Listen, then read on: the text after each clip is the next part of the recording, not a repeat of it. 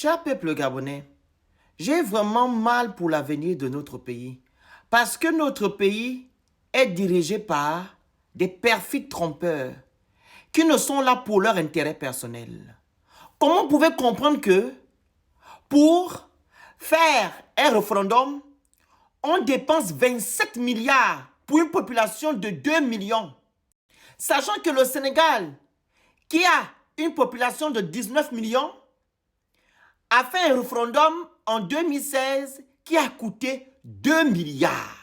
Oui, ils ont juste acheté l'essentiel. Mais nous au Gabon, ils ont acheté les maquettes, ils ont fait les gadgets, au point ils ont transformé ce référendum à une élection présidentielle où des hommes politiques ainsi que l'armée demandent à la population d'aller voter oui et que ceux qui disent de voter non sont le mal du Gabon et qu'ils ne veulent pas que le Gabon puisse avancer.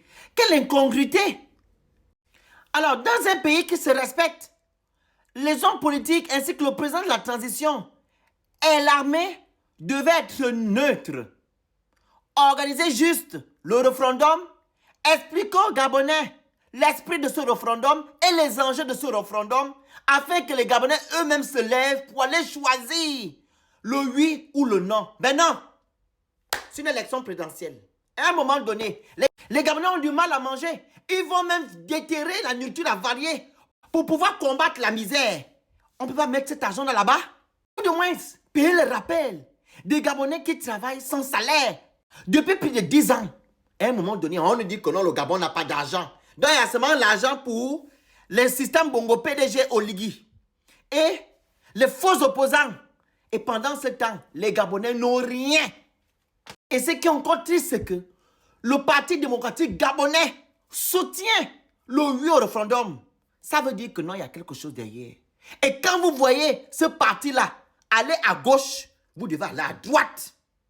Ça veut dire simplement que non, votez non. Parce que vous ne vous retrouvez pas à l'intérieur. Ce sont des gens de ces partis ainsi que cette classe politique qui gère toujours notre pays et se retrouve dans ce projet. Oui, car ce projet-là n'a pas un esprit consensuel. C'est ça qui est la vérité. Donc, si vous votez oui, vous êtes en train de sacrifier votre pays. Et si le non l'emporte, ça montrera à ces perfides trompeurs-là que non, le Gabonais n'est plus une personne endormie. Et que le Gabonais n'accepte pas du n'importe quoi dans son pays. Parce qu'apparemment, M. Oligui est venu nous libérer le 30 août. Ce n'est pas le cas. Faisons très attention. Votons non à ce référendum. Merci.